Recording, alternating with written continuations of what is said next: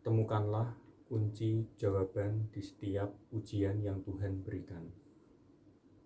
Bahwa teman-teman ini tinggal tunggu waktu terbaiknya teman-teman aja dari Tuhan. Halo, selamat datang di channelku.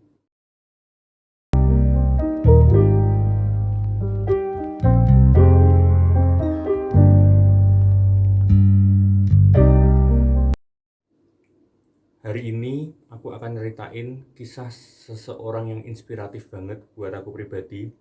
Dan kisahnya dia ini sempat diangkat jadi film juga lah di bioskop gitu. Keren banget, teman-teman harus tahu lah gitu. Nah, kisah ini bercerita tentang seorang bernama Mirani Maulisa. Nah, Mbak Mira ini, dia dari kecil, itu tuh jarang bertemu sama ayahnya. Karena ayahnya tuh seorang abdi negara. Dan juga pada akhirnya memang ayahnya sama ibunya itu bercerai gitu. Jadi ketemunya jarang-jarang. Nah, karena ketemunya jarang-jarang ini, ayahnya itu jadi mungkin berlebihan kan, kasih sesuatu ke Mira tuh berlebihan gitu. Secara uang jajannya aja dia dikasih kalau sekali ketemu tuh perharinya 100.000. Padahal sebagai perbandingan bakso aja pada zaman itu cuma 5.000 perak gitu. Mira ini mulai hedon.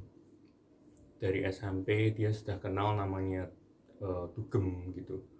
Diskotik dia udah tahu. SMA apalagi dia udah mulai sering dugem gitu lah. Waktu Mira kuliah semester 1, ayahnya ini meninggal. Nah, pastinya sebagai seorang anak kan nggak siap ya dia tuh nggak siap gitu meninggalkan semua kemewahan itu kan nggak siap ya. Dia langsung gimana caranya lah berusaha cari rezeki lain melalui SPG, penyiar radio waktu setelah dia lulus kuliah. Terus dia itu jadi pegawai negeri sipil dan juga dia jadi MC gitulah. Itu cuma track record singkat aja lah. Sampai tahun 2006 akhirnya Mira tuh mengenal bisnis jaringan atau MLM. Nah, di MLM ini Mira tuh bisa dikatakan cukup sukses lah gitu. 1 tahun aja itu pencapaiannya udah luar biasa banyak lah. Dapat reward terus, dapat tour ke luar negeri. Downline-nya banyak banget sampai Mira sudah nggak kenal lagi downline-nya itu siapa-siapa aja udah nggak tahu gitu. Pokoknya sukses lah. Dia udah berkecukupan, mobil juga sudah ada, beli sendiri, punya ruko dan lain sebagainya. Sampai suatu saat dia tuh tetap kerasa kok ada yang kurang terus ya. Dia tuh merasa kayak segini tuh masih kurang gitu. Akhirnya dia mulai memutuskan untuk berbisnis sendiri di bisnis pupuk bersama rekannya yang merupakan seorang pemilik koperasi. Dari awal dibukanya bisnis itu tuh lancar banget, permintaannya banyak meningkat pesat gitu. Nah, Mira kan jadi butuh dana segar ya untuk bisa mengembangkan bisnisnya secara lebih gitu. Akhirnya dia buka investasi untuk para investor dengan keuntungan yang dijanjikan sebesar 20% tiap bulan atau 10% tiap 2 minggu lah katanya gitu. Nah, dengan nama baik Mira yang selama ini dia sudah bangun melalui MLM-nya gitu. MLM-nya, MC-nya dan lain sebagainya itu namanya Mira itu kan baik ya. Jadi cukup wangi gitulah. Nah, orang-orang mau nanemin investasinya ke Mira. Ya memang awalnya semua berjalan lancar banget gitu. Sampai akhirnya 8 bulan berjalan, uang dari para petani itu dibawa kabur sama rekan bisnisnya Mira yang pemilik koperasi tadi. Dibawa kabur, semua jadi dilimpahkannya ke Mira gitu. Itu kan gede banget. Sampai totalnya itu 2 miliar utang yang perlu dibayar Mira gitu. Bahkan dalam 1 bulannya saja dia untuk membayar bunga para investornya aja itu butuh 300 juta.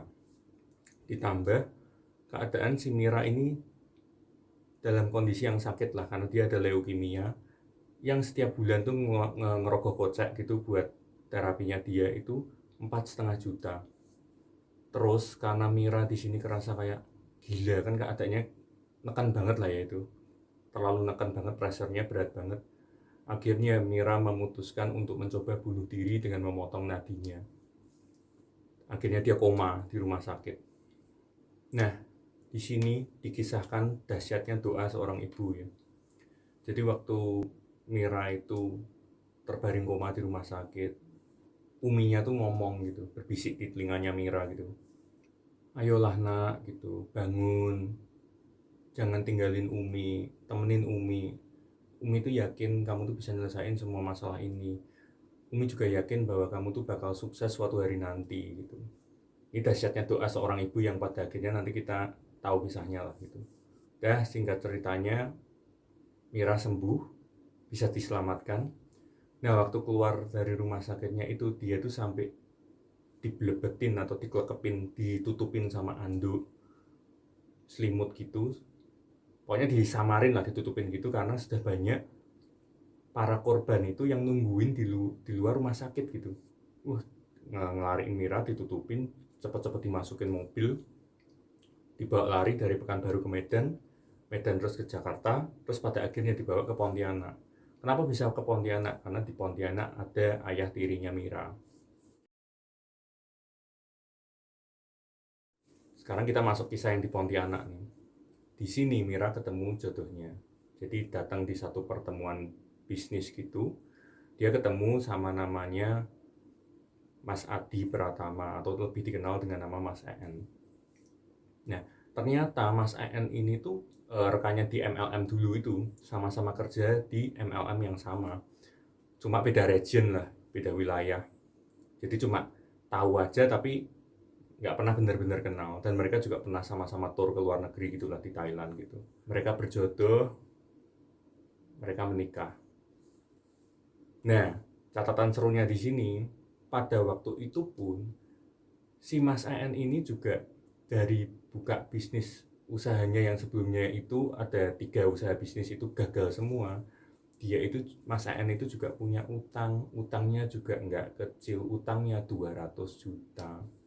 Sampai ceritanya ketika Mas EN ngajak Mira ini nikah, Mira itu cerita, Mira ngomong di depan belak-belakan, Mas tapi ini aku ada utang 2 miliar loh. Aku cerita dulu. Mas EN-nya langsung mikir dalam hati, lah dipikir kalau Mira ngomong gitu aku tuh akan mundur gitu. Enggak, Mas EN nggak mundur. Karena dia sendiri pun ada utang 200 juta. Mas EN cuma mikir gitu, dimana lagi ada cewek mau nerima cowok yang cowoknya itu utang 200 juta, ada utang 200 juta, kalau bukan ceweknya itu punya utang 2 miliar gitulah kurang lebihnya. Akhirnya sama-sama tahu dan yaudah nikah itu tadi. Di awal pernikahan mereka kan ekonominya parah banget. Itu sehari diceritakan itu Mas EN itu cuma penghasilannya 30.000. Karena dia tuh cuma jualan tiket online gitulah dan baru ngerintis gitulah. Sampai kalau Miranya ini minta suatu waktu, Mas aku mau mie ayam. Oh ya dek, aku coba jualan tiket dulu ya, tak keluar dulu jualan tiket dulu. Udah berhasil jualan tiketnya, pulang bawa uang gitu, ke mie ayam pun masih ditambahin omongan kayak, dek tapi kita makan mie ayam aja ya, nggak perlu beli es tehnya gitu lah. Pokoknya ngenes banget lah. Dan singkat ceritanya sampai jalannya waktu, Mas EN ini jadi sukses dari 30.000 per hari sampai 30 juta per bulan. Utang-utang sebagian besar mulai terlunasi. Terus karena rezekinya itu sudah banyak, ibunya Mira ini ngomong, ini kenapa nggak dibuatin resepsinya aja gitu kan, makanya rezekinya sudah ada gitu. Akhirnya mau buat resepsi nikahnya, udah buat undangan 1.500 undangan, udah disebar 1.000.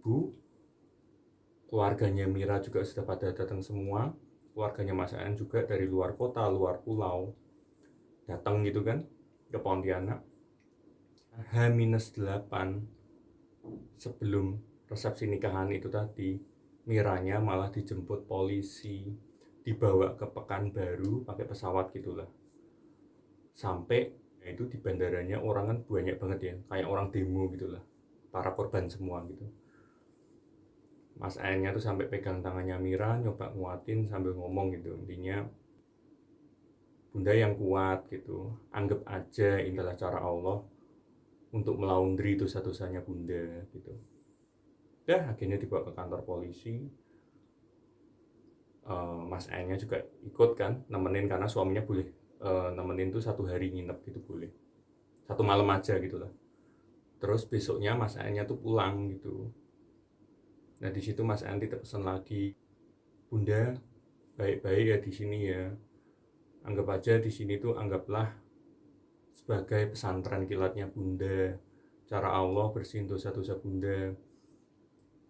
Nanti Abi janji gitu, waktu nanti Bunda balik lagi ke Pontianak, Abi bakal siapin kendaraan terbaik dan rumah yang terbaik. Itu keren banget lah suaminya. Maksudnya dalam kondisi suaminya tuh duitnya sudah banyak, baru terhitungnya nikah siri sama Mira ini. Jadi ibaratnya Mira tuh ngomong kalau Mas En waktu itu ninggalin Miranya langsung ya bisa aja, lumrah-lumrah aja gitu. Singkat cerita akhirnya keluar vonisnya gitu kan. Mira divonis 8 bulan, dipotong masa tahanan 2 bulan, jadinya 6 bulan gitulah. Nah di lapas itu Mira tuh kerasa kok disayang banget ya gitu. Mira sakit ya temennya langsung bereaksi, petugas juga kasih satu kepedulian yang sangat baik lah ke Mira lah gitu.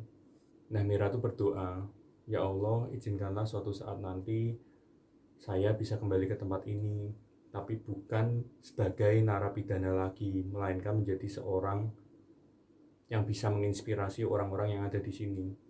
Nah doa ini diucapin bulan 10 2011. Tiba-tiba di bulan 9 2017 dia tuh diundang untuk balik lagi ke lapas itu gitu. Dia balik lagi ke lapas itu sebagai bagian dari acaranya kayak dakwahnya Ustadz Abdul Somad gitulah. Mira ini sebagai bagian dari acara itu gitu. Waktu Mira ini datang ke Pekanbaru lagi setelah 6 tahun lamanya, dia tuh ngeliat itu balihonya itu ada mukanya si Mira gitu, gelarnya inspirator hijrah gitu. Di situ tuh Mira langsung nangis gitu. Maksudnya dulu aja itu setiap hari masuk koran, dimaki-maki kayak apa, jadi headline news terus gitu-gitulah.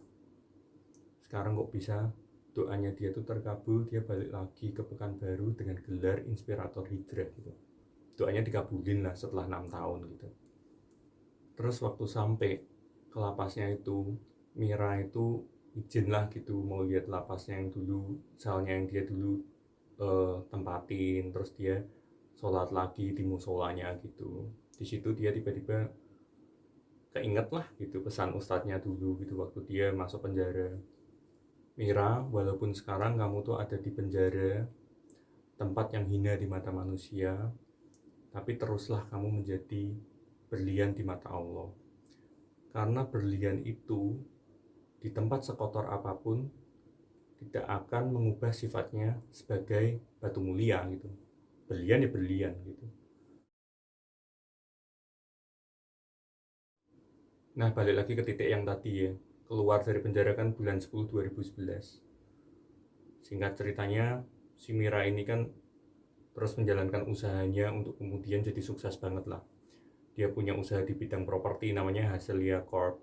Dia penulis buku hijrah ekstrim yang bukunya tuh udah laku sampai 40.000 eksemplar gitu. Dan masih terus bertambah itu di tahun 2020-an gitu. Terus dia punya bisnis pakaian syari, travel umroh. Pokoknya jadi sukses banget lah. Sampai dia tuh punya grup WA komunitas hijrah ekstrim. Di WA itu 600 grup. Yang isinya segrup tuh kurang lebih 100 orang. Jadi kurang lebih dia punya member itu tuh 60.000 orang gitu. Di seluruh nasional gitu. Terus Mira tuh juga buat gerakan namanya Gerakan Hijrah Peduli. Kegiatannya tuh menjenguk adik-adik yang sakit di rumah sakit gitu. Tapi kan 2020 kan ada pandemi itu, nggak dilanjutkan lagi. Beralih kegiatannya, jadi bagi-bagi makanan ke adik-adik santri penghafal Quran. Itu dimulai dari 100 porsi per hari ya katanya, sampai bisa bagi-bagi 3.500 porsi per hari gitu. Pokoknya Mira sama Mas En ini jadi sukses banget gitu. Bahkan mulai tahun 2017 sampai 2019, setiap weekend, Jumat, Sabtu, Minggu, bahkan kadang Seninnya, itu Mas En sama Mira tuh sudah nggak ada lagi di Pontianak gitu. Ya, kerjaannya kemana? Kerjaannya tuh keliling-keliling nasional, bahkan keliling yang terakhir tuh bisa ke Kuala Lumpur, Selandia Baru, Eropa. Isinya tuh bedah buku kisah perjalanannya Mira itu tadi gitu, yang hijrah ekstrim itu tadi. Sempat ada yang tanya gitu, loh kok bisa pada akhirnya kok sampai panggilannya kemana-mana dan lain sebagainya. Karena kisahnya ketika Mira ini berbagi ceritanya di satu lapas di Ponti, ada orang yang dengar gitu. Terus orang itu nyamperin Mira, ngomong, boleh nggak Kak kalau ini kisahnya itu difilmin, karena kisahnya ini kok aku rasa kok komplit banget gitu. Maksudnya komplit apa? Ada cerita tentang hutang, ada cerita tentang penyakit, ada cerita tentang keluarga, jadi komplit banget gitu. Biasanya kan orang cuma salah satu atau salah duanya, ini Mira mengalami semuanya gitu, dan jadi orang yang sangat sukses gitu. Akhirnya Miranya setuju, difilmkan, kemudian diseminarkan. Seminarkan itu ketemu Bu Sofi, yang pada akhirnya Bu Sofi Patrick, yang pada akhirnya menjadikan ini sebuah buku hijrah ekstrim. Nah di sini pernah ada pertanyaan gitu, titik balik perjalanan hidupmu tuh di titik yang mana gitu. Mira tuh jawab, dulu waktu di lapas itu setiap hari kan uminya itu kan kirim makanan ke Mira gitu. Jam kunjungnya jam 3, setengah 2 siang itu mesti ibunya sudah ada gitu, sudah sampai gitu. Nah suatu waktu kok sampai jam 3 lebih itu kok uminya nggak sampai-sampai gitu, gimana uminya gitu. Tiba-tiba Miranya ngelihat dari jauh loh, kok uminya tuh jalan terpincang-pincang gitu, kayak kesakitan gitu, sambil jinjing-jinjing sandalnya gitu. Ternyata dilihat ada darahnya, jejak darah gitulah. Ditanya sama Mira, loh Umi itu kenapa? Uminya jawab, oh tadi ditabrak oplet gitu, tapi nggak apa-apa kok, ini makanannya masih bagus, nggak tumpah juga. Ini juga makanannya kebetulan Umi itu buatin masakan kesukaannya Mira, dimakan ya yang banyak ya gitu. Di situ tuh kan Mira terharu banget lah gitu. Terus ya Mira jawab gitu, udahlah mulai besok itu Umi nggak usah antar makanan lagi, Umi istirahat aja di rumah gitu, nanti biar yang lain aja yang antar. Terus Uminya tuh sampai jawab gitu, enggak lah, ya enggak mau lah, Umi bisa gila gitu kalau enggak lihat Mira tuh satu hari itu Umi bisa gila. Bila perlu tukeran tempat deh, Umi yang tinggal di lapas ini biar Mira yang pulang ke rumah gitu. Sampai-sampai Mira tuh berucap gitu di dalam doanya, ya Allah gitu, engkau boleh hukum hambamu ini tuh berapa tahun pun di lapas ini, itu enggak apa-apa. Tapi tolong jangan ambil nyawa Umiku dulu gitu, sebelum aku bisa bahagiakan dia gitu. Panjangkan umur Umiku, sehatkan dia selalu gitu.